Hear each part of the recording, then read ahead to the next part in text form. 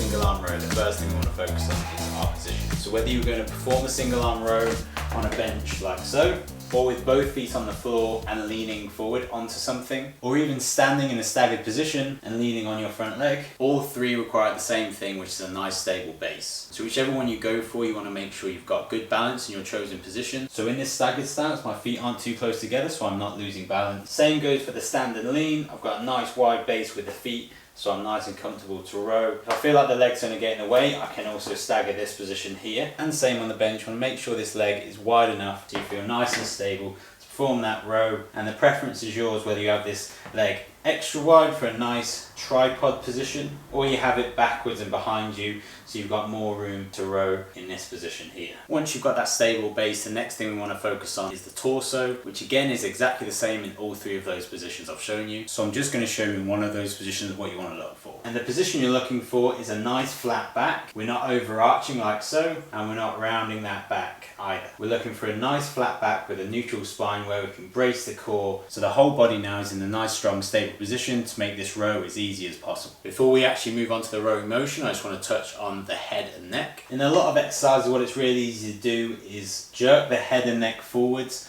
Some people call it a chicken neck, where you're kind of extending as you row to try and gather some more strength, even though it's not going to give you any, and then retracting at the back. So it kind of looks like this. We want to avoid that. It's not the end of the world. It can cause injuries and strain in the neck, but what that movement probably is taken away from is your focus on the actual muscles that are working. Rather than jerking your neck back and forth, we want to be focused on those muscles that we're trying to activate to perform the row. So in order to take the head out of the equation, we're going to tuck the chin, hold it in place when we're performing that row, and everything is nice and stable now, so that when we're performing that row, the only thing we have to think about is the movement itself. When it comes to the row itself, you may have heard some differing opinions, whether to keep your shoulder nice and stable or to allow movement throughout the whole movement. I don't think there's a right and wrong here, and I'm going to explain why. If you're an absolute beginner to the single arm row, you want to learn how to engage the right muscles. And in order to do that, it can be very useful to perform a very strict single arm row, working on the technique and focusing on solely the muscles that we're trying to train. So when I'm in my single arm row position here, what I'm going to look to do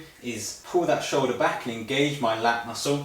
So I'm trying to engage this muscle here by squeezing backwards into that pocket and pulling slightly downwards to really feel some lat engagement here. Once I've done that, I'm going to perform a strict row where that elbow is coming in a sweeping motion backwards and forwards like so. Again, the sweeping motion here can really help engage that lat muscle, which is one of the main focuses of the single arm row. So for a beginner, by performing the single arm row that way, can really help you engage the lat muscle without compensating by using any other muscles. We don't want to be using too much momentum where I'm kind of really trying to pull it here and there's a real lack of control. I want to keep it nice and strict in that sweeping motion, so I've got full control of that dumbbell. We also don't want the weight to pull us down, so our shoulder's hanging down here, so that it never sets itself and gets the lat in the right position. So it may look like this, where I'm kind of only pulling up this high. So by setting yourself in a very strict single arm row position, it can remove these problems when you're just starting out with this exercise. However, once you do become comfortable with that exercise, you can perform the row with a more practical movement without limiting the range of motion that you're going through. So when you think about when we perform a rowing exercise, like on a rowing machine or simply opening a door, we're never setting ourselves and pulling. It's quite natural for us to kind of twist with the torso and row here. The main things you want to focus on here is that you're still getting it right by engaging that lat and working the right muscles. The way to do that is really simple. So if you're in your single arm row position here and your lat shoulder's hanging down, as you come into the row position, you're going to squeeze that lat on. So a big squeeze and pull and then back down. So you'll be able to row a heavier weight with this more extended range of motion whilst I'm still getting that lat engagement during the row.